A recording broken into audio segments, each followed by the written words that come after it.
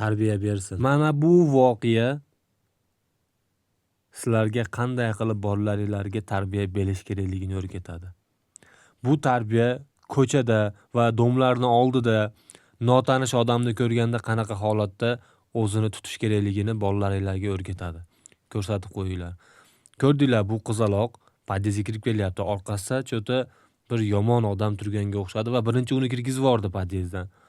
Va o'zi shap yugurib lestnitsadan chiqib ketayotganda orqasidan u kuzatib kelyapti yana. Va bu ayasi, dadasi notanish odamni ko'rsang orqangdan quylasa, domga kirganda har bir xonadonda zvonogini ezib chiq degan. Va o'shaning uchun qarang, har bir xonadonda zvonogini ezib chiqyapti. Va baxtiga mana bu yerdan bitta uyda ichidagi odam chiqib bu kishini ko'rib qolyapti. Va bu aytayapti, mana bu meni orqamdan quvlab kelyapti dedi. Va bu ham uni orqasidan quvlab keldi. Bolalaringlarga yaxshi